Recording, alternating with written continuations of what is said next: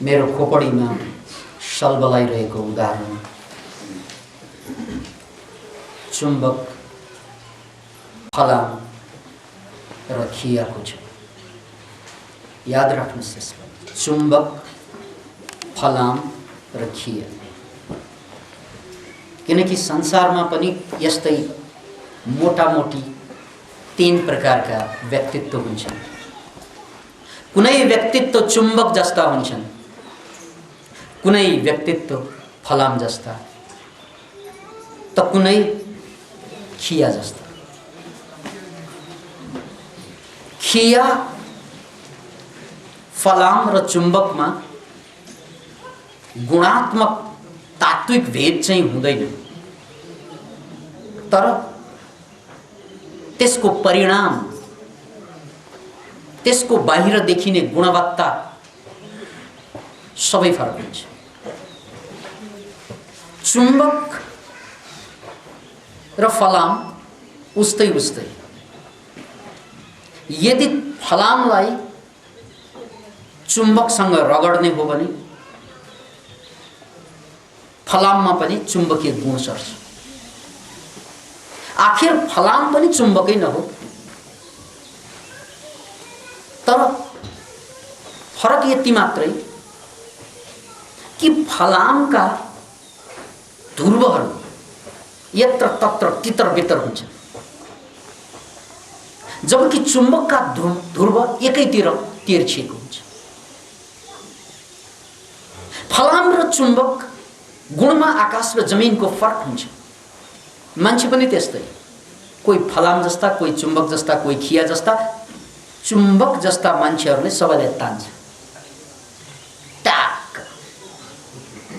त्यो चुम्बक जस्ता मान्छेले सबैलाई तान्न सक्नु भनेको यसलाई इङ्ग्लिसमा लिडरशिप डेभलपमेन्ट भनिन्छ। लिडरशिप भनेकै त्यही हो, चाहे बिजनेसको लिडर होस्, जस्तै बिल गेट्स बिजनेसको क्षेत्रमा, स्टिभ जब्स, रॉकेफेलर या एन्ड्रयू कार्नेगी, यिनीहरू बिजनेसका लिडर्सहरू। किन भन्नाले उनीहरूले मान्छेलाई तान्न सक्छन्, किनभने उनीहरूसँग चुम्बकीय व्यक्तित्व छ। अध्यात्मको पनि लिडर हुन्छ। महान गुरुहरू जम्मै लिडर नै हुन्। लिडरको मतलब जसले लिड गर्छ, जसले अगुवाई गर्छ। अगुवाई गराउनको लागि त तान्नु पर्यो। फलामहरूलाई च्वाट च्वाट च्वाट च्वाट ताने। चुम्बकीय व्यक्तित्व, जसलाई हामी म्याग्नेटिक पर्सनालिटी भन्छौँ, संसारमा थोरै छ। संसारमा सबभन्दा बढी त फलामको व्यक्तित्व र अर्कोतिर खिया व्यक्तित्व। खिया लागिसकेपछि मान्छे काम लाग्दैन। किन भन्नाले खियालाई चुम्बकले पनि तान्दैन। याद राख्नुहोस् यार।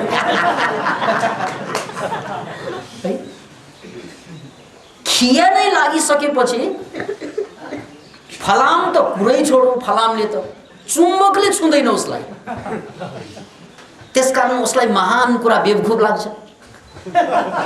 खिया लागेपछि ठुल्ठुला कुरा गफ लाग्छ।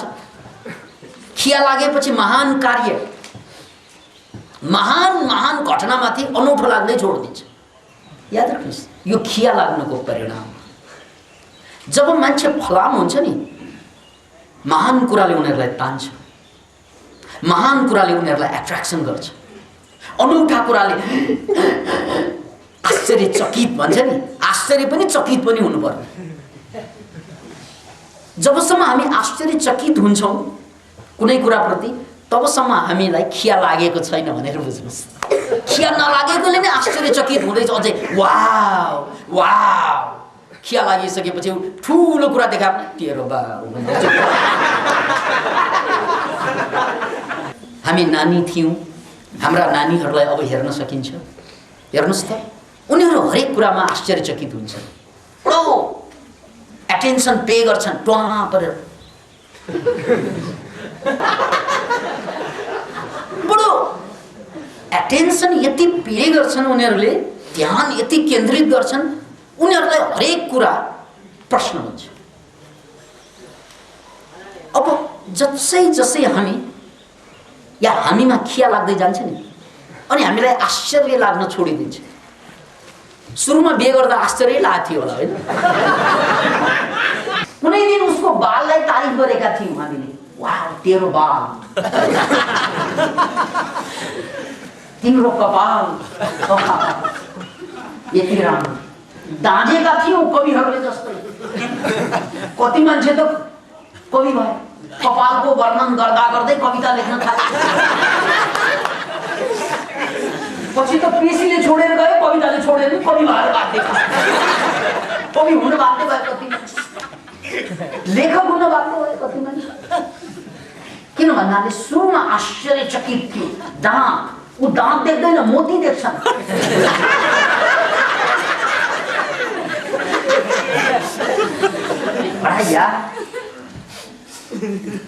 हात देख्दैन, केराको थम्बा देख्छ।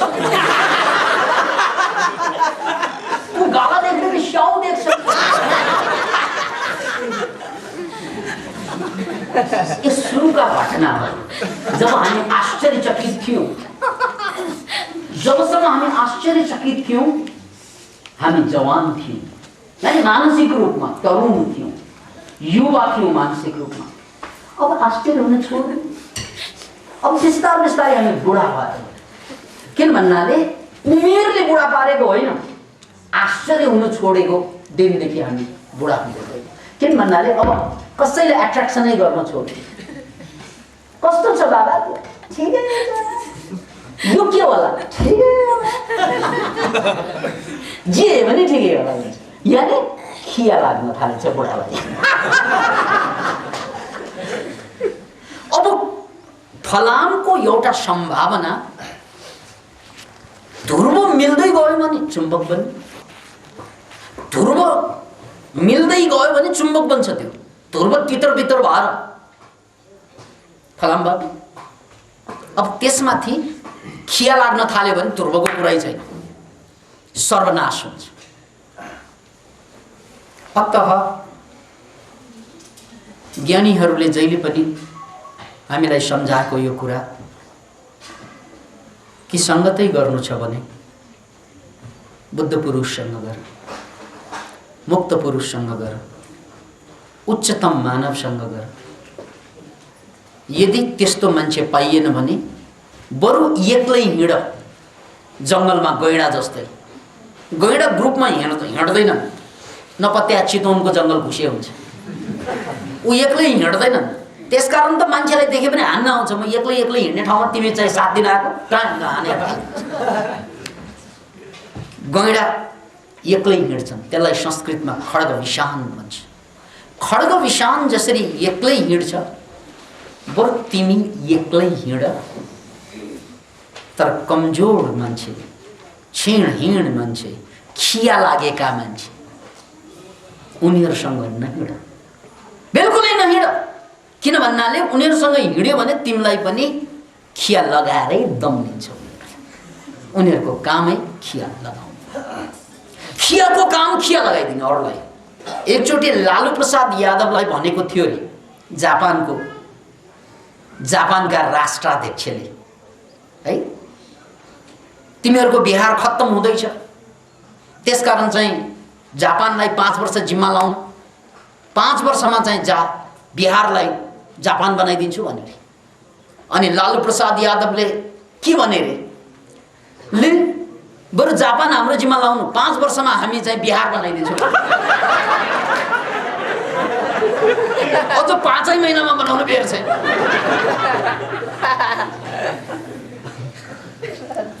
त बन्धुहरू, त्यसकारण संसारमा थोरै मान्छे छन् जुन अलरेडी चुम्बक जस्तै छन्, तान्छन्। चाहे बिजनेसको लिडरले होस्, या राजनीतिको लिडरले होस्, या अध्यात्मको लिडरले होस्, तान्छन् हामीलाई। र संसारमा अर्को बिन्दुमा, अर्को ध्रुवमा थोरै मान्छे खिया लागेका हुन्छन्, उनीहरूलाई कसैले तान्दैन। अनि बीचमा बस्ने आम जनता, उनीहरू फलाम जस्तै। सङ्गत उसको खियासँग पनि पर्न सक्छ, सङ्गत उसको फलामसँग पनि पर्छ। उसले कोसँग सङ्गत गर्छ बस त्यो अनुसार ऊ बर्बाद हुने या ऊ चुम्बक जस्तै आबाद हुने। चुम्बक जस्तै बन्नुको मतलब अब ऊ लिडर बन्छ, आफ्नो क्षेत्रको लिडर। कलाकारको पनि लिडरसिप हुन्छ। ठुला ठुला कलाकारहरूले सानातिना कलाकारहरूलाई तानिरहेको हुन्छ। अतः हरेक क्षेत्रमा लिडरसिप हुन्छ नै।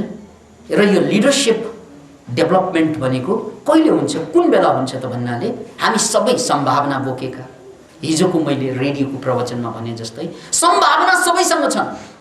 याद राख्नुहोस्, दुनियाँमा सम्भावनाको कमी छैन, कमी त भावनाको छ। हामीलाई भावनै उठ्दैन, हामीलाई चाहनै उठ्दैन ठुला कुरा। यता एकाध बाबुराम, एकाध प्रचण्ड, उनीहरूले पो राष्ट्रपति बन्ने कल्पना गर्ने। हामीले त अब कोही केटीको पति बन्यो भने त्यही पनि ठिकै छ।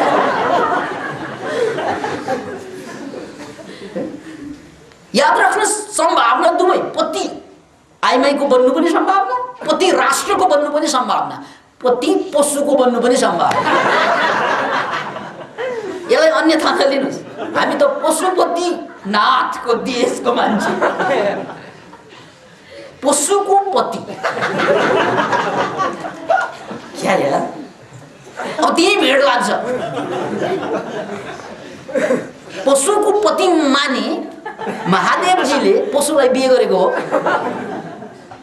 त्यस अर्थमा त नलिऊ मित्र। पशु तानिन्छ तर पशुपति ऊ त पति नि, त्यस्तो पाशविक कुराको पति। जब हामी सबै कुराबाट आकर्षित हुन्छौँ नि, त्यो पनि मान्छेको बर्बादीको कारण हुन्छ।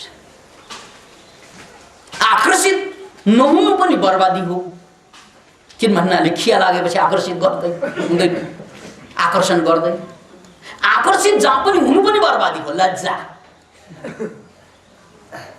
यसैलाई संस्कृतमा अति सर्वत्र वर्जयते र बुद्धको भाषामा मध्यमार्ग, कि भाइ बीचमा हो।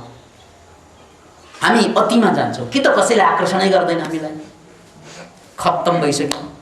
कि त सबैले आकर्षण गरेर धुमधाम है। त्यसकारण हामीले बिहानदेखि बेलुकासम्म जुन जुन चिजले आकर्षण गर्छ, ती कुराकै कारण हामी गरिब भएका हौँ, दरिद्र भएका हौँ, क्षीणहीन भएका हौँ, खिया लागेका हौँ कालान्तरमा।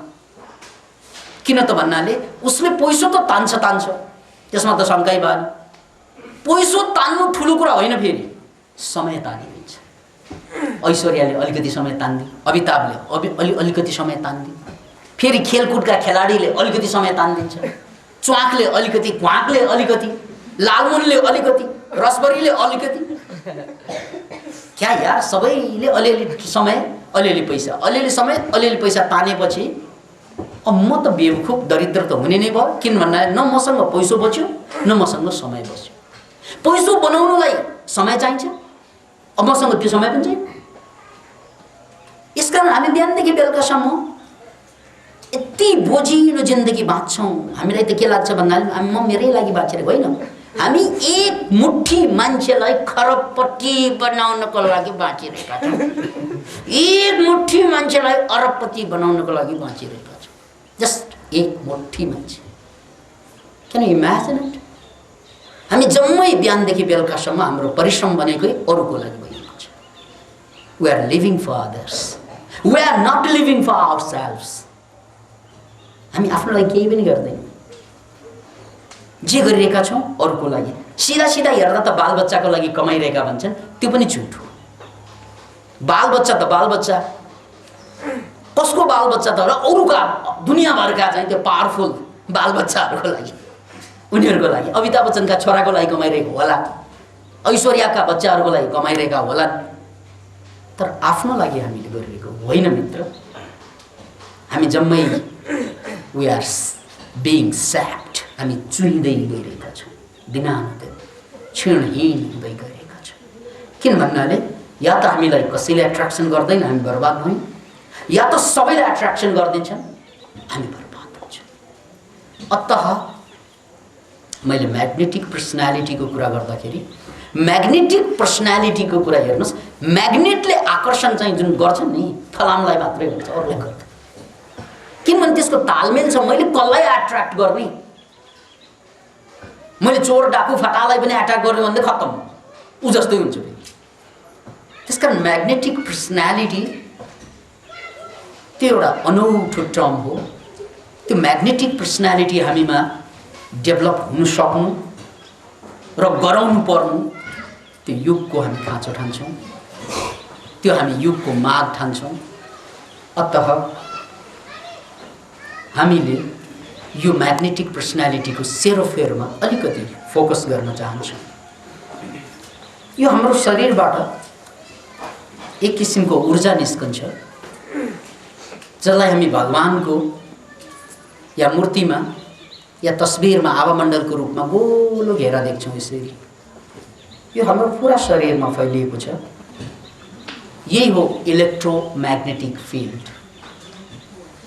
किनभने वैज्ञानिकहरूले हालसालै मात्र के पत्ता लगाए भन्नाले यो इलेक्ट्रोम्याग्नेटिक फिल्ड जति घनीभूत हुन्छ मान्छेमा, जति बढी बढ्छ यहाँ, बस त्यति नै हामी पावरफुल हुन्छ, त्यति नै हामी स्वस्थ हुन्छौँ, त्यति नै हामी आकर्षक हुन्छौँ। आकर्षक यो शब्दै हेर्नुहोस् त, आकर्षक।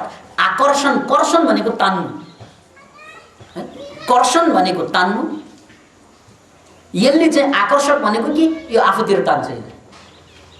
त्यसकारण यो म्याग्नेटिक फिल्ड जति बढी तगडा हुँदै जान्छ, जति बढ्दै जान्छ, त्यति नै हामी आकर्षण गर्दै जान्छौँ अरू। र यो म्याग्नेटिक फिल्ड जति कमजोर हुँदै जान्छ, त्यति नै हामी अरूबाट आकर्षित हुन्छौँ एक हदसम्म, र धेरै नै खत्तम भयो भने कसैबाट पनि आकर्षित हुँदैन। त्यसैले चुम्बक एउटा शिखर फलाम मध्य भागमा छ। यदि फलामले चुम्बकलाई एट्र्याक्सन गर्यो या चुम्बकले फलामलाई एट्र्याक्सन गरिरहेको छ, दुवैको तालमेल भइरहेको छ भने एक दिन फलाम चुम्बक बन्नुपर्छ र बनिन्छ नि। बस यसलाई इङ्ग्लिसमा भन्दा लिडरसिप, फलोअरसिप र फेलियरसिप। फेलियरसिप भनेको कहिल्यै नउठ्ने मान्छेहरू, फलोअरसिप भनेको कम्तीमा उसले चुम्बकलाई पछ्याछ, खियालाई पछ्या छैन। खिया चारैतिरका खियालाई मात्रै पछ्याउन थाल्यो भने, जस्तै तपाईँलाई चाहिँ समोसा मनपर्छ होला है, त्यो एउटा खियाको नमुना। किन भन्नाले त्यो दिनदिनै खायो भने तपाईँ खिया लाग्छ। स्वास्थ्य त खिया पक्कै लाग्छ। चुरोट अर्को खिया हो, रक्सी अर्को खिया हो है, यो घटिया घटिया मनोरञ्जनहरू अर्को खिया हो। यी खियाहरूले तपाईँलाई तान्न थाल्यो भने निश्चय पनि तपाईँ शारीरिक रूपमा खिइँदै जानुहुन्छ पहिला, अनि पछि चाहिँ मानसिक रूपमा हमला गर्दो हो। यसरी बिस्तारै हामी चारैतिरबाट खिया लाग्दा लाग्दा चुम्बक बन्ने, लिडर बन्ने मान्छे फेलियर भएर बसेको हुन्छ। र हाम्रो अवधारणा, मनोक्रान्तिको अवधारणा के त भन्नाले 5000 वर्षको यो इतिहासलाई बदल्नको लागि यो विज्ञानलाई बुझ्नुपर्छ कि हामी कसरी खिया लाग्दैछौँ र हामी कसरी चुम्बक बन्न सक्छौँ। किनभने आम जनता चुम्बक हुँदैन, आम जनता खिया हुँदैन। आम जनता भनेको फलाम जस्तो, उसलाई सङ्गत चाहिन्छ, उसलाई वातावरण चाहिन्छ। त्यो वातावरण दिँदै जाने हो भने हरेक मान्छेभित्रको त्यो चुम्बकीय गुण विस्फोट हुन थाल्छ। र यो आभामण्डलको मैले कुरा गरेँ यहाँहरूको अगाडि, त्यही सन्दर्भमा अलिकति म विषयान्तरण भई हाम्रो समाधि स्थल अथवा तपस्या स्थलको बारेमा थोरै कुरा जोड्न चाहन्छु। जब एकजना साधकले या साधिकाले घोर तपस्या गर्छ, तपस्या यो शब्द पनि याद राख्नुहोस्, तपह, तपहको मतलब हो तपाउनु, आफ्नो शरीरलाई तपाउनु। जब हामी तातिँदै जान्छौँ भनेको मतलब कष्ट बढ्दै बढ्दै बढ्दै बढ्दै जान्छ। त्यो साह्रै बढी तातेको बेलामा नै हामी रूपान्तरण हुन्छ। भन्नुहोस् त, पानी कहिले आकाशतिर उड्छ? जब त्यो तातिँदै जान्छ, तताउनुपर्छ त्यसलाई। पानी त स्वभावले त चिसो भएर तल बग्ने, हाम्रो एटमोस्फियरमा पानी त तल बग्ने, तर जब उसलाई तापक्रम दिइन्छ पानी माथि उड्न थाल्छ। हेर्नुहोस् है, तल बग्ने पानी उडाइदिउँ माथि। कसरी उडाउँ त भन्नाले पानीमा आगो जोडेर, लज्जा। त्यस्तै हाम्रो जिन्दगीलाई पनि माथि उठाउनु छ, अझ माथि उठाउनु छ। अझ माथि छ भने त्यसको लागि जोड्ने तपाईहरु। त्यसकारण वेदका पहिलो मण्डलका सबै ऋचा अग्नि सम्बन्ध छ। अग्निमिले पुरोहितम यज्ञस्य देवमर्त्युजं होतारम रत्नधातमम। पहिलो सूत्रले नै आह्वान गरेको छ कि अग्नि तत्त्वको उपासना गर मनुष्य हो। अग्नि तत्त्वलाई जान, किन भन्नाले यस तत्त्वले तिमीलाई रूपान्तरित गर्छ। याद राख्नुस्, भगवान विष्णुको एउटा नाम छ मध्वरी। मधु भनेको मिठो, गुलियो। जहाँ गुलियो रानी त्यही गुलियो। गुलियो जहाँ छ क्या मजा आइखान्छ। आइसक्रिम खाने चाट्छौँ न आइसक्रिम, क्या आनन्द आउँछ नि। जहाँ गुलियो छ त्यहाँ नै हुन्छ। याद राख्नुहोस् यो शब्द मध्वरी भनेको मधुको शत्रु। कसको नाम? भगवान नारायण विष्णुको नाम। उसको एउटा नाम हो मध्वरी। किन भन्नाले मान्छेलाई बर्बाद गर्ने एउटा ठुलो तत्त्व, सबभन्दा ठुलो तत्त्व भनेकै जहाँ जहाँ क्षणभरको मिठास हुन्छ, क्षणभरको आनन्द हुन्छ, त्यहाँ फस्न साथ नै ऊ मधुको गुलाम बन्छ। र जसले मधुलाई जिते त्यो नारायण भयो। र जो मधुबाट पराजित भयो त्यो मान्छे अनि पतन हुन थाल्छ। यस कारणले गर्दा हामीले मध्वरीको यो मर्मलाई हाम्रो जीवनमा पनि आत्मसात गर्नुपर्छ कि अग्नि जब जीवनमा जोडिन्छ त्यो मधु भयो, त्यो पीडा। अब यो पीडाले मात्रै हामीलाई उठाउने, पीडाले मात्रै हामीलाई रूपान्तरण गर्ने। त्यसकारण हामी जीवनमा यदि पीडा पाइरहेका छैनौँ भने, पीडा भोगिरहेका छैनौँ भने कन्फ्युज हुनै पर्दैन, हामी पतनतिर लागिरहेका छौँ। पीडामा एउटै मात्र भेद हामीले बुझ्नुपर्ने, पीडा लक्ष्य सहितको आएको छ कि पीडा लक्ष्य विहीन भएर आएको छ, त्यति मात्रै छुट्याउनु।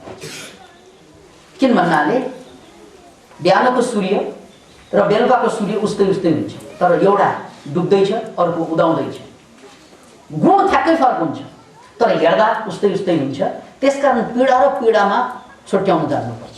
हामी जम्मैलाई के लाग्छ त भन्नाले पीडा भनेको खत्तम चिज थियो, यसबाट भाग्नै पर्छ जस्तो लाग्छ। हो, भाग्नुपर्ने खालका पीडाहरू पनि छन्। भाग्नुपर्ने खालका पीडाहरू कस्तो पीडाबाट भाग्नुपर्छ त भन्नाले जुन पीडामा लक्ष्य हुँदैन, गोल हुँदैन, त्यो पीडा, त्यो गोल नभएर लक्ष्य नभएर चाहिँ कन्फ्युजनमा परेर आएको पीडाले त बर्बाद गर्छ। त्यसकारण सबै पीडाले उठाउने हो भने नेपाली जनता अहिले कहाँ पुग्नु पर्थ्यो? किन भन्नाले कम छैन हाम्रो जीवनमा पीडा। अब तपाईले सोच्नुहोस्, हाम्रो जीवनमा कम छैन पीडा, तैपनि हामी पुगेको छैन कहीँ पनि।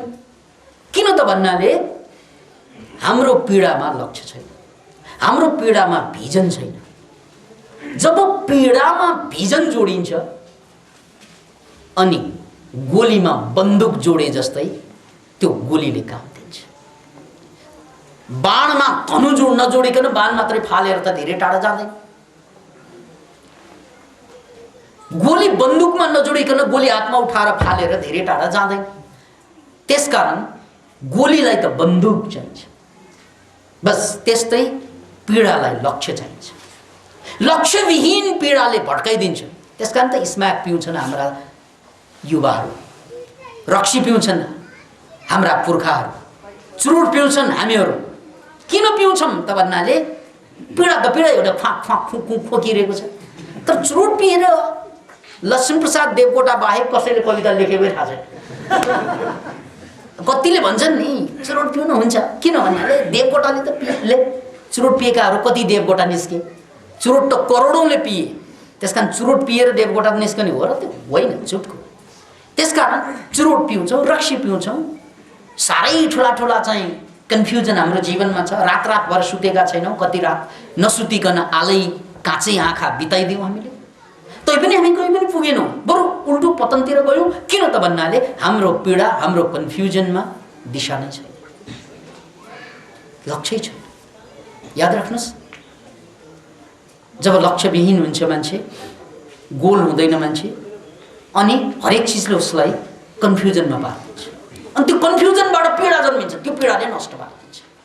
त्यसकारण पीडा र पीडाको फरक त हामीले बुझ्नै पर्छ। एउटा पीडाले समाप्त गरिदिन्छ हामीलाई, अर्को पीडाले उत्थान गरिदिन्छ हामीलाई। कस्तो पीडाले उठाउँछ हामीलाई, कस्तो पीडाले नष्ट गर्छ भन्ने कुराकै व्याख्यामा लक्ष्यविहीन पीडा र लक्ष्य सहितको पीडा। याद राख्नुहोस्, चौजन पीडा र चाहिँ चुज नभएको, चोइस नभएको पीडा फरक छ।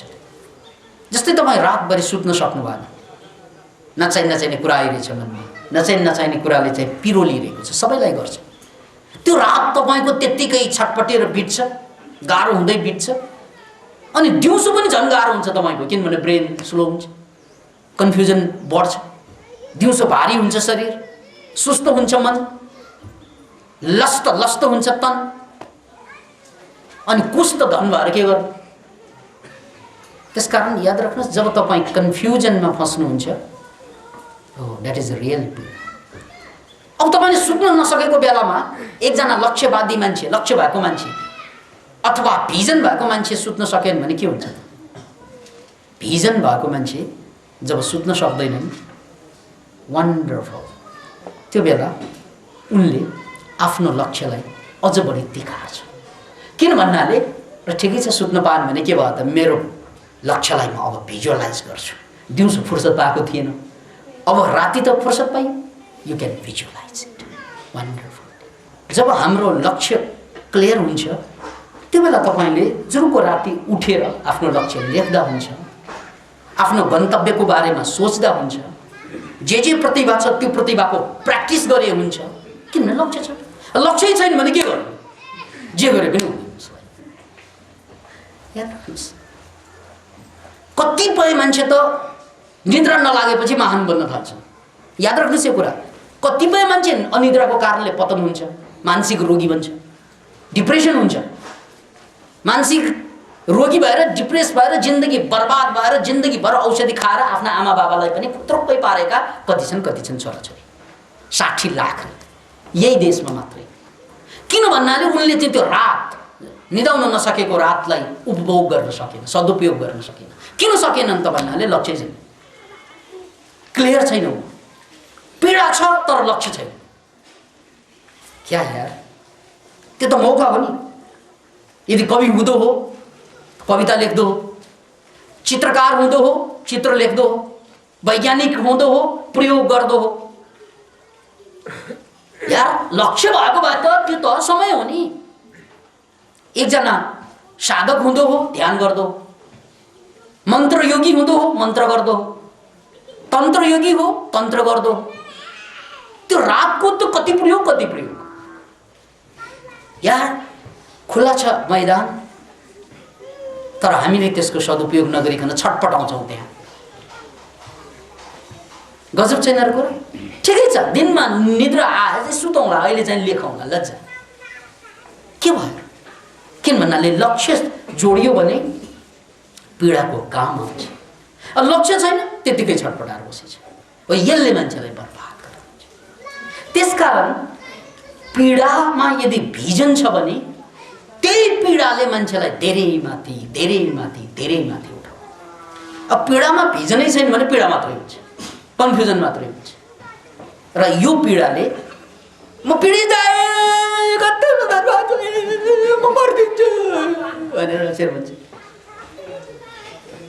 जहिले पनि डर। किनभने भर कसैको छैन, कसैको होइन, आफ्नै भर छैन। पहिलो कुरा टेक्ने ठाउँ कहीँ छ, ऊ के भनेर बस्छ भन्नाले बाउ उस्तै आमा उस्तै, बिहे गरे त्यो पनि त्यस्तै, अब छोराछोरी हुने कस्तै।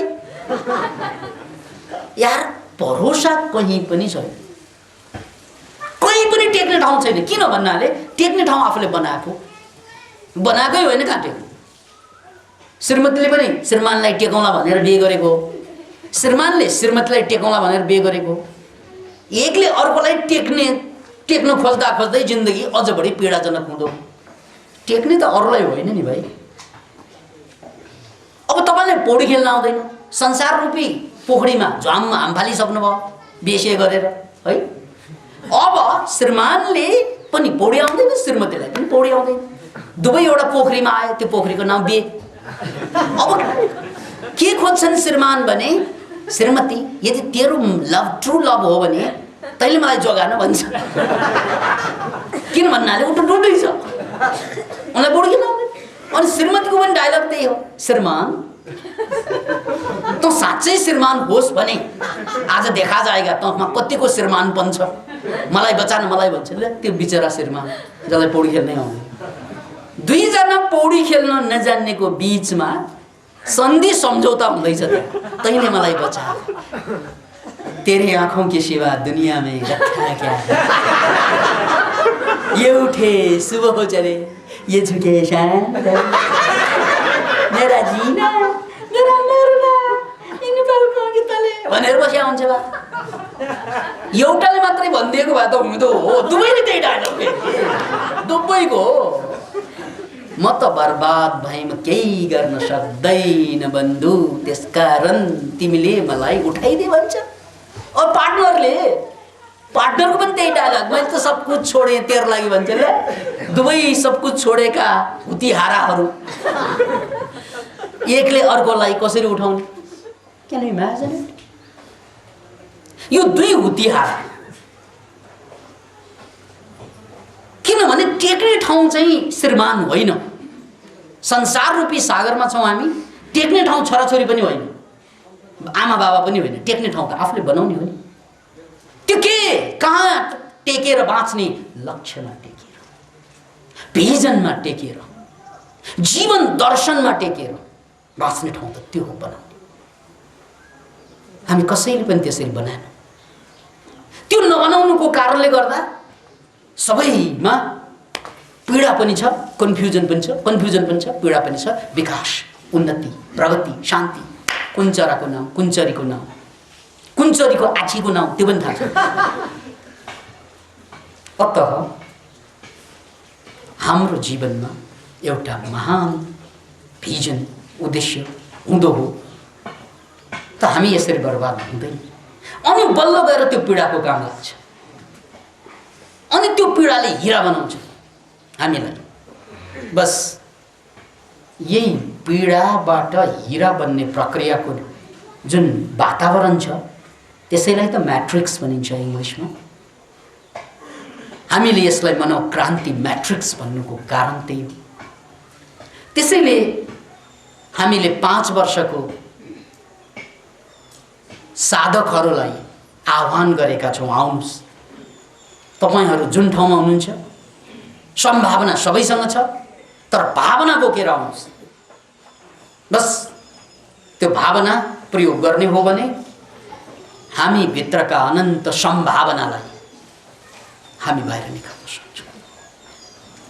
किन भन्नाले जहाँ वातावरण हुन्छ त्यही फुल्छ फुल, त्यही हुर्कन्छ रुख, र वातावरण छैन भने फुल उठ्नै सक्दैन। जाडो महिनामा फुलहरू उठ्दैन, नउठ्नुको कारण त्यही।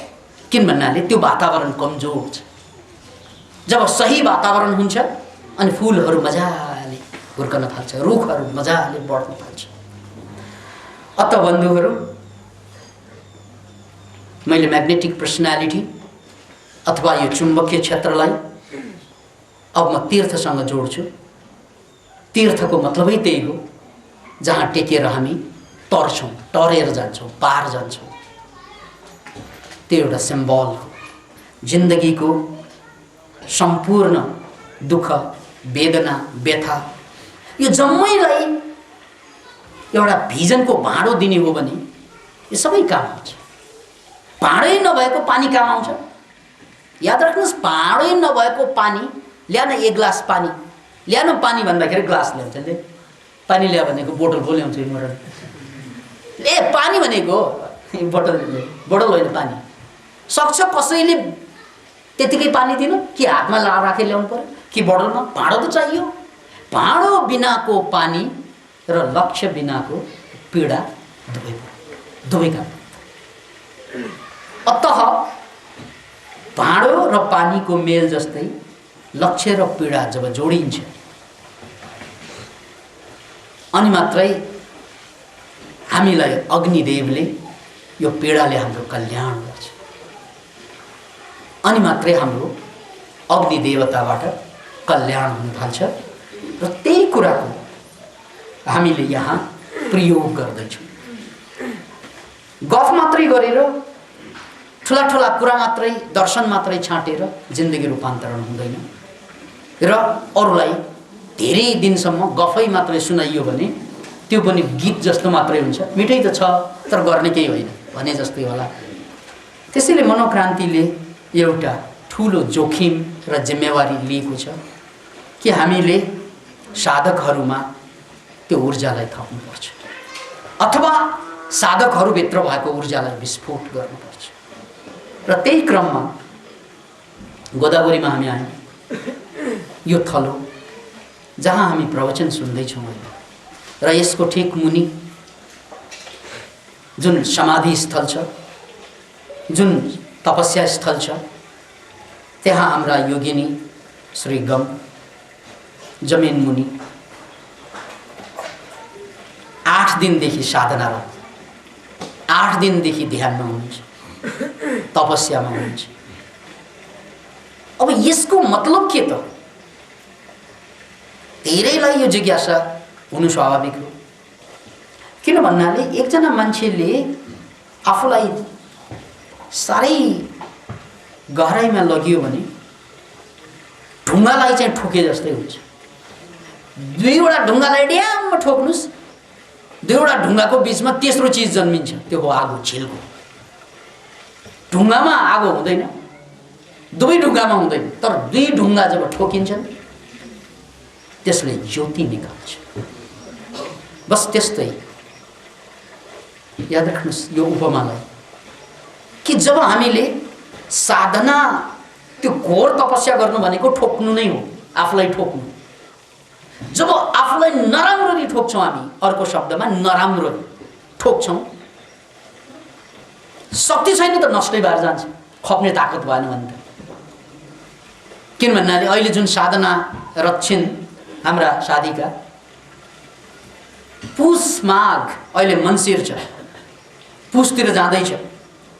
काठमाडौँको क्लाइमेक्स, त्यसमाथि गोदावरीको, त्यसमाथि जङ्गलको क्लाइमेट र माटोभित्रको क्लाइमेट अत्यन्त पीडित गर्ने खालको, अत्यन्त जाडो, जहाँ छोए पनि बरफ जस्तो हुने यो मौसम। र यस्तो साँघुरो ठाउँमा जहाँ न कुद्ने ठाउँ छ न हिँड्ने ठाउँ छ, बस बस्ने बाहेक अरू उपाय हुँदैन, त्यस्तो ठाउँमा बसेर जब आफूभित्र डुब्न खोजिन्छ त्यहाँ डुब्ने बाहेक अरू उपाय नै हुँदैन। किन भन्नाले आफूभित्र डुबेन भने छटपट हुन्छ, मानसिक रूपमा विक्षिप्त हुन्छ, शारीरिक रूपमा खत्तम हुन्छ, त्यहाँ भोजन जाने कुरा भएन, त्यो पनि भोक भोकै। अनि फास्टिङको एउटा रुल पनि के छ त भन्नाले चिसोमा फास्टिङ नगर्नु भन्ने नै छ, चिसो मौसममै नगर्नु भन्ने छ। त्यहाँ त घाम पनि छिर्ने कुरा आएन, लाइटै छिरिरहेको छ। यस्तो ठाउँमा या त नष्टै भएर जान्छ त्यहाँ ठोकिँदा, या त त्यसभित्रको झिल्को बाहिर निस्केर जान्छ। बस त्यही हो चुनौती जीवनसँग। तर योगिनी श्री गमको साधना त्यो समाधिस्थ हुन अगाडि, धेरै अगाडिदेखि वर्ष दिन नै भयो यहाँ साधना गरिरहनु भएको। 1 दिन, 3 दिन, 7 दिन र 21 दिनसम्म नखाएर साधना गरियो र अन्तमा 40 दिन, 40 दिनसम्म नखाँदा, भन्न त 40 दिनमा फास्टिङ तोडिन्छ, जुस आदि खुवाइएर, तर 10 दिनसम्म ठोस कुरा खानै हुँदैन। त्यसकारण 40 दिनको फास्टिङ भनेको कम्तीमा 2 महिनाको फास्टिङ हुन्छ। 2 महिनासम्म ठोस खानेकुरा सरल रूपमा खानै सक्दैन। 2 महिनासम्म एउटा साह्रै चाहिँ शरीर खस्किरहेको अवस्थामा हुन्छ। र त्यो बेला जब शरीरले आफूलाई रिपेयर गर्न थाल्छ पुनः, अनि ऊ अझै बल अझै शक्ति लिएर अगाडि बढ्छ। र यो जम्मै साधना भ्याइसकेपछि योगिनी श्री गमले, खाल्डो त हामीले बनाएकै हो पहिलादेखि, किन भन्नाले मनोक्रान्ति अभियानको उद्देश्य यही हो कि मान्छेभित्रको प्रतिभाको विस्फोट गर्नु। हामीले प्रतिभा क्रान्तिको कुरा ल्याएका छौँ र यो प्रतिभा, यो साहस, यो शक्ति विस्फोट गराउनको लागि एउटा वातावरण चाहिन्छ र त्यो वातावरण झन् कठिन हुँदै जान्छ र त्यही क्रममा हामीले यो खाल्डो खनेकै हो। र त्यसमा योगिनी श्री गमले सपनामा देख्नु भएको रहेछ कि त्यो खाल्डोमा मै जानुपर्छ पहिला, अरूभन्दा पहिला। सपनाबाट सङ्केत पाउनुभयो, नत्र यो जाडो महिनामा त्यहाँ जाने कि नजाने भन्ने कुरा हामीले निदो पनि गरेको थिएन। जाडो महिना कटेपछि जाने हो कि फागुनबाट सुरु गर्ने हो कि साधना, त्यो पनि थाहा थिएन। तर सपनाबाट सङ्केत मिल्दो रहेछ र त्यो सपनाले सङ्केत दिए उनलाई, जसको परिणामस्वरूप 3 दिनको परीक्षण भनेर जानुभएको है। अस्तिको हप्तामा तपाईँहरू धेरै हुनुहुन्थ्यो यहाँ। 3 दिनसम्म बस्ने र साधनामा डुब्न सक्यो, र डुब्नै सकेपछि त सक्यो। डुब्न सकेपछि शक्ति आउँछ, शान्ति आउँछ, आनन्द आउँछ।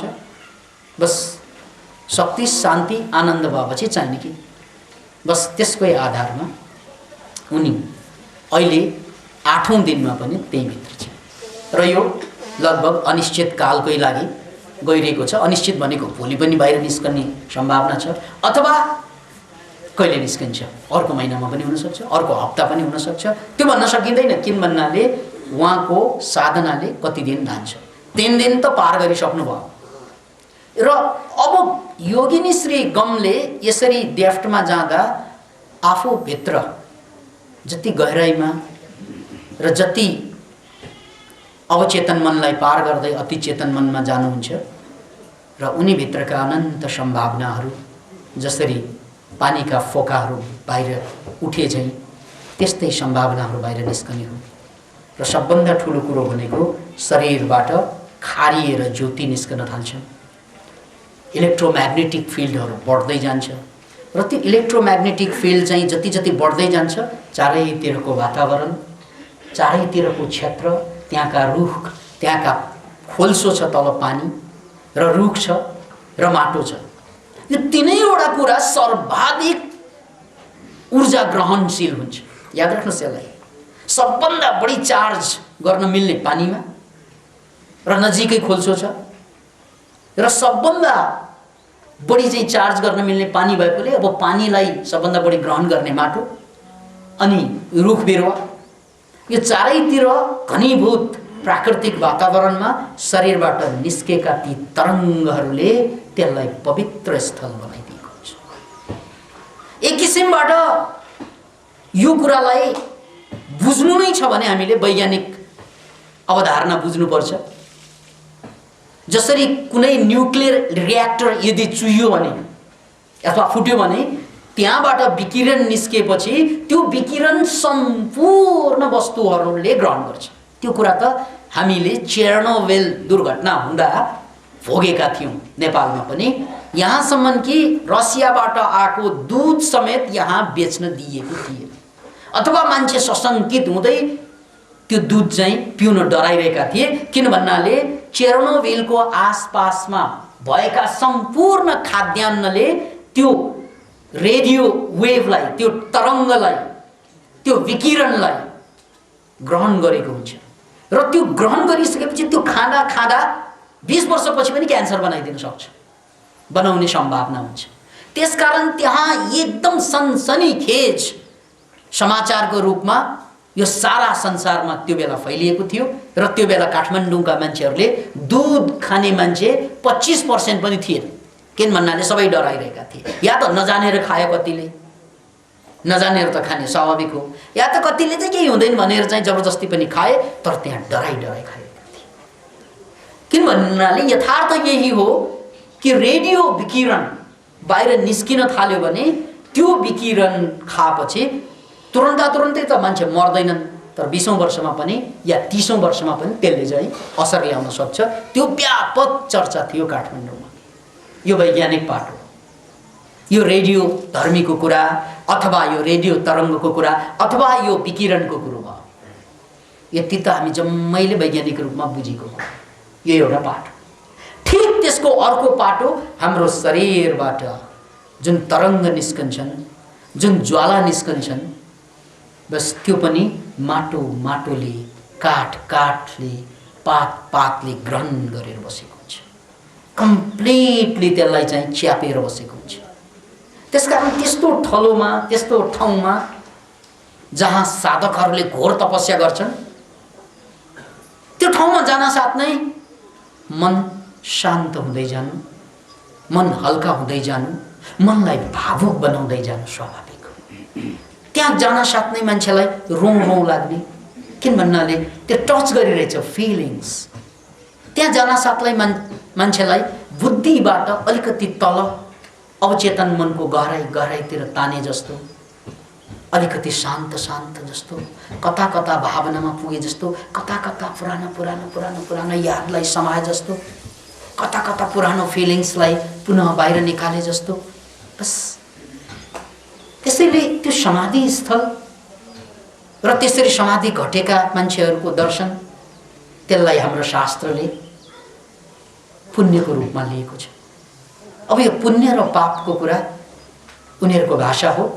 किन भन्नाले त्यो तरङ्गले हामीलाई मानसिक रूपमा शान्ति बनाउनु, र मानसिक रूपमा मान्छे शान्त भएपछि शारीरिक रूपमा ऊ बलियो हुन्छ, शारीरिक रूपमा ऊ स्वस्थ हुनु स्वाभाविक हुन्छ। त्यसैले त्यस्तो ठाउँ जहाँ सन्तहरूले तपस्या गर्छन्, त्यो ठाउँ धन्य हुन्छ। याद राख्नुहोस्, कोही मान्छे घरमा जन्मिँदा घरलाई उज्यालो पारिदिन्छ, कोही मान्छे जन्मिँदा त धरतीलाई उज्यालो पारिदिन्छ। बस यस्तै धरतीलाई उज्यालो पार्ने प्रक्रिया, एउटा छिनो प्रक्रियाको प्रयास मनोक्रान्ति म्याट्रिक्समा सुरु भएको छ। र यो क्षेत्र त्यतिकै गोदावरी क्षेत्र पुण्यको क्षेत्र, तीर्थको क्षेत्र हो। यहाँ 12 वर्षे मेला पनि लाग्छ यो क्षेत्रमा। त्यतिकै प्राकृतिक रूपमा सुन्दर ठाउँ यो। अब यसमा एउटा आध्यात्मिक ऊर्जा ठाडै गएर जोडिएको छ। हाम्रा पुर्खाहरूले, हाम्रा योगी महर्षिहरूले देखेको जीवन विज्ञान, जहाँ मान्छेभित्रका किरणहरू, मान्छेभित्रका ज्योतिहरू, प्रवाहहरू अनन्त रूपमा घनीभूत पारेर त्यो प्रभाव क्षेत्र, जसलाई ऊर्जा क्षेत्र भनिन्छ, त्यो ऊर्जा क्षेत्रले मान्छेलाई धन्य पार्न सकिन्छ। बस भोलि हामीले यो देशको मात्र होइन, संसारभरका वैज्ञानिकहरूलाई पनि आह्वान गर्न सकौँ कि यो क्षेत्रको ऊर्जालाई नाप्न आउनुहोस्, वैज्ञानिक परीक्षण गर्न आउनुहोस्।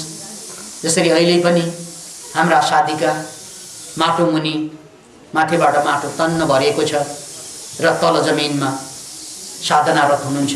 यसको वैज्ञानिकता के हो, विज्ञानले के भन्छ, कति % अक्सिजन छ त्यहाँ, अथवा हावाको चापको अवस्था के छ, र सामान्य मान्छे बाँच्ने र अहिले योगिनी बाँचिरहेको अवस्थामा के अन्तर छ, यावत कुरा त नेपाली वैज्ञानिकहरूले, नास्टले, पहिला रोनास थियो, अहिले नास्टले पनि यस्ता कुरामाथि चासो देखाउनै पर्ने हो। किन भन्नाले यो कुराले यदि हाम्रा नेपालीहरूको, नेपाली नारीहरूको गर्व उठाउँदैछ, नेपाली नारीहरूको आत्मसम्मान बढाउँदैछ, नेपालीहरूकै आत्मसम्मान बढाउँदैछ, अझ मानव जातिकै लागि नै एउटा ठुलो द्वार खोल्दैछ अध्यात्मको भनी, त्यस्ता कुरामा हामी जम्मैले आफ्नो क्षेत्रबाट, आफ्नो ठाउँबाट निश्चय पनि केही नभए पनि ध्यानसम्म चाहिँ पुर्याउनुपर्छ। किन भन्नाले हाम्रो संसार नै बिग्रिरहेको अवस्था। तपाईँ हामी जम्मैले थाहा छ, हाम्रा छोराछोरी ठुलो भयो कि बिग्रिने डर छ सबैलाई। युवाहरू बरालिरहेछ स्म्याक पिएर, बियरमा रमिरहेछ, नाइट क्लबमा गइरहेछ, अपराध यति बढ्दो छ काठमाडौँमा, सबैलाई थाहा छ कि देश आन्दोलित छ, पीडित छ। क्रान्ति आयो तर मान्छेको मनको भ्रान्ति यथावत छ। क्रान्ति भयो, परिवर्तन भयो, बाहिर राजकीय सत्तामा परिवर्तन आयो तर मान्छेको मानसिकतामा, मान्छेले झेलिरहेको मानसिक व्यथामा केही पनि परिवर्तन त भएको छैन। बस त्यसकारण यो बाहिरको पाटोको क्रान्ति राजनीतिक अर्थ राख्दो होला, सामाजिक अर्थ राख्दो होला, जातिगत अर्थ राख्दो होला, तर भित्रको क्रान्तिको पाटो नजोडेसम्म यो बाहिरको क्रान्ति भनेको फेरि अर्को भ्रान्ति सिद्ध हुनुभयो के हुने। त्यसकारण एउटा क्रान्ति भर्खरै मात्रै देशमा सम्पन्न भएको छ बाहिरको पाटोमा भने भित्रीको पाटो यो अन्तर्क्रान्तिको पनि यात्रा यही बेला सुरु भइरहेछ। त्यसकारण हामीले सबभन्दा पहिले यसबाट लाभ उठाउनुपर्छ। कसरी लाभ उठाउने? सिम्पल छ, केही गर्नु पर्दैन। त्यो समाधिको छेउछाउमा, त्यो तपस्या स्थलको छेउछाउमा 10 देखि 20 मिनटसम्म आँखा बन्द गरेर बस्नुहोस्, केही नसोच्नुहोस्। जस्ट क्लोज योर आइज एन्ड रिल्याक्स योरसेल्फ। यो मनोक्रान्ति अभियानको यो तपस्या जुन जमिन मुनि छ, जुन माटोले माथिबाट पुरिसकेपछि लगभग हावा पनि सिल भएको अवस्थामा छ र यो मनोक्रान्तिको हाताभित्र छ। त्यसकारण हामीले बुझ्नुपर्ने कुरो के छ त भन्नाले यो साधना भनेको मनोक्रान्तिको 5 वर्षीय अभियान अन्तर्गत यहाँका सबै साधकहरूले गर्ने साधना हो या पुरुषार्थ हो। त्यसकारण यो साधना गमजीको, योगिनी श्री गमको साधना सकिएको लगत्तै पुनः अर्का योगी वा योगिनी त्यसमा प्रवेश गर्नुहुनेछ। त्यसकारण यो हाम्रो सतत अभियान हो। यसकारण यसले राष्ट्रलाई बदल्ने कोसिस पनि गरेको छ।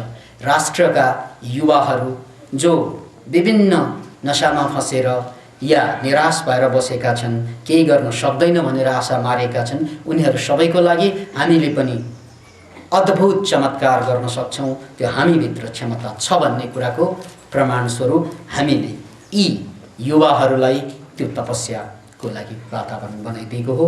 त्यसकारण यसमा 12को घटना जस्तै यो हराएर जाने घटना होइन, किन भन्नाले 12को जङ्गलमा थियो, यो मनोक्रान्ति म्याट्रिक्समा छ। त्यसकारण योगिनी श्री गम हराउनु भए पनि यो बिल्डिङ त हराउने चान्सै छैन। आस्वादय गुरु डाक्टर योगी विकासानन्दज्यू प्रणाम। ईशान गङ्गाबु, भूसमाधि किन बसिएको हो? आफूलाई चर्चित बनाउन मात्र हो कि अन्य कारण पनि छन्? साधु सन्तहरू किन यस्ता समाधि गर्छन् होला? त बन्धु, एउटा कुरो के छ त भन्नाले मान्छे यो संसारमा जन्मिना साथ नै उसले एउटा अनुहार ल्याएको हुन्छ अनि उसले आफूलाई चिनाउनको लागि एउटा नाम बोकेको हुन्छ र त्यो नाम र पहिचान भएन भने काम चाहिँ चलाउन सकिँदैन। त्यसकारण यो भूसमाधिको मूल उद्देश्य भनेको मनोक्रान्तिको दर्शनको एउटा इकाइ हो र यो आफूलाई चर्चित बनाउन नै गरिएको हो कि भन्ने यहाँको धारणा छ भने तपाईँ पनि गर्नुहोस्, चर्चित हुनुहोस्।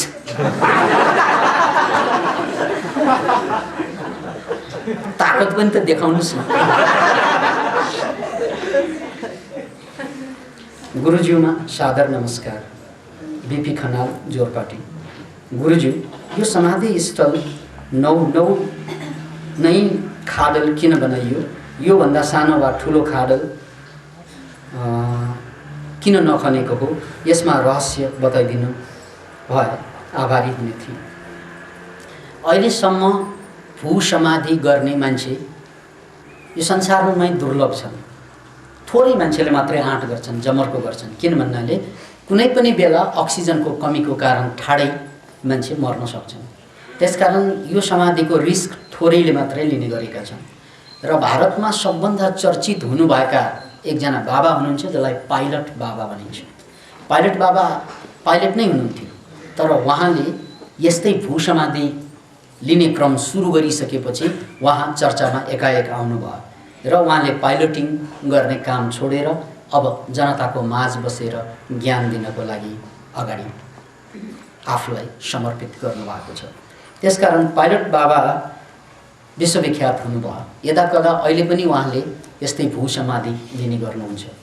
र नेपालको कुरा गर्ने हो भने नेपालीहरूले यस्ता ज्ञानका कुराहरू, यस्ता तपस्याका कुराहरू जहिले पनि हामी भारतबाट नै सिक्ने गरेका छौँ र नेपालीहरूले यो नगरिरहेको अवस्था र यो नेपालको इतिहासलाई बदल्ने एउटा पहिलो जमर्को पनि हुन सक्छ। किन भन्नाले हामी नेपाली जनताले पनि राजनीतिक रूपमा मात्र होइन, आर्थिक रूपमा मात्र होइन, आध्यात्मिक रूपमा पनि हामी अगाडि बढ्न सक्छौँ, हामी आत्मनिर्भर बन्न सक्छौँ भन्ने कुराको एउटा ठुलो सन्देश पनि हो। र अघि एकजना भाइले इसानजीले सोध्नुभयो जस्तै यो चर्चाकै लागि हो कि भन्ने जुन कुरो छ, अब अनौठो काम गरेपछि त चर्चा पाइहाल्छन्। तपाईँले नचाहे पनि चर्चित हुने हो त्यो। त्यसमा त्यो चर्चाकै लागि चाहिँ गिनिस बुकमा नाम लेखाउनको लागि चाउचाउ धेरै खानु जस्तो कुरो यो होइन। किन भन्नाले चाउचाउ धेरै जसले सबभन्दा बेसी खान्छन्, छिटो खान्छन्, उसको पनि नाम लेखिन्छ। त्यो त चर्चाकै लागि हो। तर अघि पनि भने मैले यो साधनाबाट सबभन्दा ठुलो लाभ यो राष्ट्रका अहिलेसम्मका आध्यात्मिक परम्परालाई एउटा टेवा हो। यसले एउटा ऊर्जा क्षेत्र निर्माण गरेको छ, जुन ऊर्जा क्षेत्र अहिलेसम्म हामीहरू कहाँ पुण्य क्षेत्र, तीर्थ क्षेत्र थुप्रै छन्, तर जिउँदो समाधिको थलो नेपालमा पहिलोचोटि बन्दैछ। यो त नेपाली मात्रको लागि गौरवको कुरा हो। अब त्यसमा पनि चर्चाका लागि है कि भनेर त्यो तुच्छ मानसिकता देखाउनु आफ्नो वैचारिक दरिद्रताको प्रदर्शन हुन सक्छ।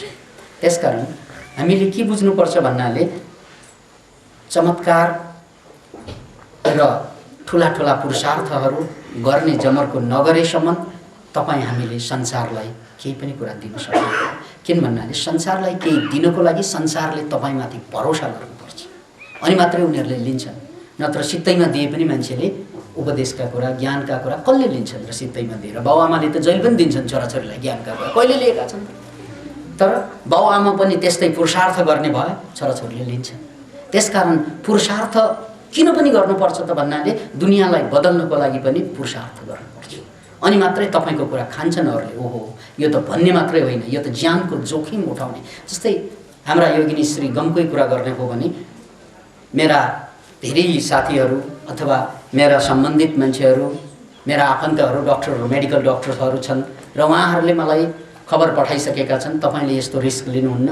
किन भन्नाले यो त कुनै पनि बेला चाहिँ समाप्त हुन सक्छ। हिजै मात्रै चाहिँ डाक्टर वीरेन्द्र झापाली जो भेरी फेमस डक्टर हुनुहुन्छ, उहाँले पनि यहाँ आएर हेर्नुभयो र उहाँले पनि यस्तै सुझाव दिनुभयो, अलिकति चाहिँ यो खतरा छ। किन भन्नाले कुन बेला बेहोस भइदियो भने यहाँ यसबाट दुर्घटना पनि हुनसक्छ। त्यसैले हामीलाई चाहिँ सम्झने गर्नुहोस् भनेर उहाँले पनि हामीलाई ढाडस दिएर जानुभएको छ। किन भन्नाले उहाँ बाराको घटनासँग पनि जोडिएको मान्छे हुनुहुन्छ र तैपनि हामीले यसलाई रिस्ककै रूपमा पनि लियौँ। किन भन्नाले not to take risk is riskier. मान्छेको शरीरबाट जब आत्मा छुट्छ तब त्यो आत्मा कुनै न कुनै योनिमा बास बस्दछ।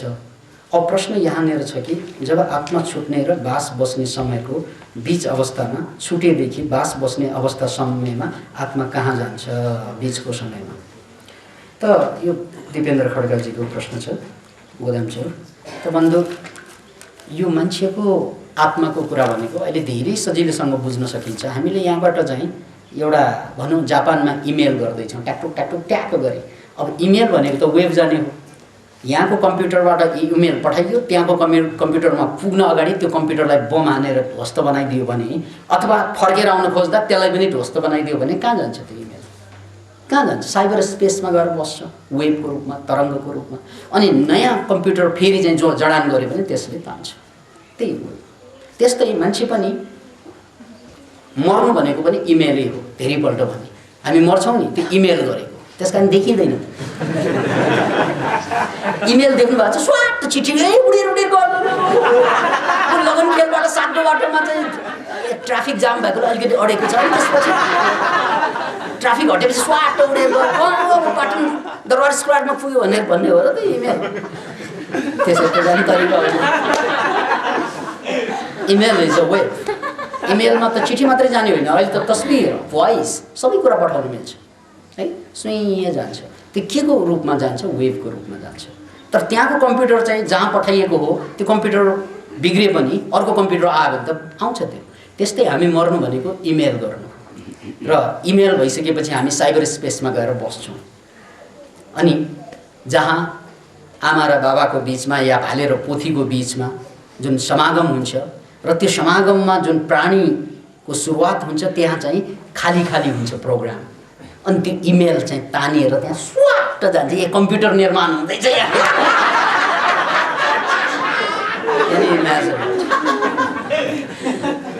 केदार प्रसाद लम्साल पनि भयो। श्रद्धेय गुरुमा नमस्कार। मलाई 1.5 वर्षदेखि मानसिक रूपमा एकदम कमजोर भएँ। यो कमजोर हुनुका कारण खासै केही देखिँदैन, तर मलाई 2 वर्ष अगाडि काठमाडौँ र धरानमा गरी 2वटा कुकुरले टोकेको थियो। तर ती 2वटै कुकुर घरपालुवा थिए। के मानसिक रूपमा कमजोर हुनुको कारण पनि कुकुरको टोकाइ पनि कारण हुनसक्छ र म मानसिक रूपमा डराउने कारणले विपश्यना ध्यानमा जाने विचार गरेको छु। कतिको उचित होला? केदार प्रसाद लम्साल नेपाल। डर लाग्ने मान्छेहरूको लागि कस्तो ध्यान चाहिन्छ भन्नाले एक्सप्रेसिभ ध्यान चाहिन्छ, प्यासिभ होइन, एक्टिभ ध्यान, जहाँ भित्रका डरहरू पीडाहरूलाई चाहिँ आँसुको रूपमा, हाँसोको रूपमा, चिच्याहटको रूपमा निकाल्ने खालका ध्यानले सहयोग गर्छ। डर लाग्ने मान्छेलाई झनै चाहिँ आँखा चिम्लिएर आफूभित्र गयो भने त्यो डरले चाहिँ बढी पीडा दिन्छ। त्यसकारण म तपाईँलाई एक्टिभ मेडिटेसन गर्ने सुझाव दिन्छु। जयराम ढकाल काभ्रे। श्रद्धेय गुरुदेवमा प्रणाम। गुरु, मलाई विगत 1 वर्षदेखि मनमा अनावश्यक कुराहरू खेलिरहने, दिमाग सुस्त बोक्रो भएको जस्तो अनुभव भइरहने र कुनै पनि काम पुरा गर्न मन नलागी तनाव, चिन्ता र डिप्रेसनको समस्याबाट ग्रसित छु। अब म यी समस्याबाट पूर्णतया छुटकारा पाई आनन्दित तथा जीवनमा सक्सेस व्यक्ति बन्न चाहन्छु। यसका लागि मैले आगामी दिनमा खानपानदेखि लिएर अरू कुन उपायहरू अपनाई अगाडि बढी यी समस्याबाट मुक्त हुन सक्छु होला? यसको उचित उत्तर पाए आभारी हुने थिएँ। जयराम ढकाल। त जयरामजी, माइन्ड पावर र नयाँ स्वास्थ्य रहस्य 2वटा हाम्रा किताबहरू, नाम याद राख्नुहोस्, माइन्ड पावर र नयाँ स्वास्थ्य रहस्य। यो 2 किताब पहिला आद्योपान्त पढ्नुहोस्। त्यहाँ सिकाइएका कुरा गर्नु सक्ने कुराहरू गर्नुहोस्। अनि त्यसपछि नबुझेका कुरा फेरि यस्तै प्रश्न लेखेर सोध्नुहोस्। किन भन्नाले यावत कुरा मैले त्यसमा लेखिसकेँ। किनभने तपाईँले सक्सेस खोज्नुभयो, हेल्थ खोज्नुभयो, हेल्थ र सक्सेसको लागि ती 2वटा ग्रन्थले तपाईँलाई जति पनि सहयोग गर्छ। माइन्ड पावर र नयाँ स्वास्थ्य रहस्य। पङ्कज शाह, कीर्तिपुर। विद्यार्थीको सफलतामा साधनाको कस्तो भूमिका निभाउँछ? साधना र सफलतामा साधना कुन प्रकारको गरिन्छ त्यसमा निर्भर हुने कुरा हो। जस्तै अब योग साधना, प्राणायाम साधनाले मन र मस्तिष्कलाई तरोताजा राख्ने भएको कारणले गर्दा विद्यार्थीहरूको लागि त्यसले राम्रै गर्छ। अझ सुपर लर्निङको साधनामा जाने हो भने त विद्यार्थीको लागि सबभन्दा राम्रो भयो। त्यसैले साधना अब कुन खालको गरिन्छ त्यसमा निर्भर हुन्छ। योग, प्राणायाम अथवा सुपर लर्निङका मेडिटेसन्सहरू, भिजुअलाइजेसन्सहरूले राम्रो गर्छ। श्रद्धेय दार्शनिकज्यू, सबक्ति प्रणाम। प्रश्न सम्बन्धित सेरोफेरो नभएकोमा क्षमा याचना गर्नुहोला। समग्र राष्ट्रको सन्देशमा नेपालमा आर्थिक सामाजिक रूपान्तरणमा यहाँको दृष्टिकोण के छ र त्यो दृष्टिकोण कसरी अगाडि बढ्दैछ? सन्तोष पण्डित, लाजुङपाल। हामीले एउटा पर्चा पनि निकालेका छौँ। 4वटा नारा हामीले अहिले अगाडि सारेका छौँ। त्यो के त भन्नाले विद्यार्थीको लागि विज्ञान, याद राख्नुहोस्, नागरिकको लागि नो ट्याक्स। विद्यार्थीको लागि विज्ञान, नागरिकको लागि नो ट्याक्स र जनताको लागि जमिन र संसारको लागि विश्व सरकार। यो 4वटा कुरा हामीले अगाडि सारेका छौँ, जसमा हामी तत्काल कसरी आर्थिक रूपमा उन्नति हुन सक्छ त्यसको लागि नागरिकलाई नो ट्याक्सेस अवधारणा अगाडि सारेका छौँ, जुन एचबिसी टेलिभिजन, एचबिसी रेडियोले प्रसारण गरिसकेको छ। नागरिकको लागि नो ट्याक्स र विद्यार्थीको लागि विज्ञान, त्यो पनि बारम्बार रेडियोमा गइसकेकै कुरा हो। विद्यार्थीको लागि विज्ञान र जनतालाई जमिन, यो कुरा पनि गइसकेको भएको कारणले गर्दा यो यावत हामीले अगाडि सारेको दृष्टिकोणको लागि यहाँले हाम्रा कुनै पनि साधकसँग माइन्ड म्याप अन्तर्गत यो कुरा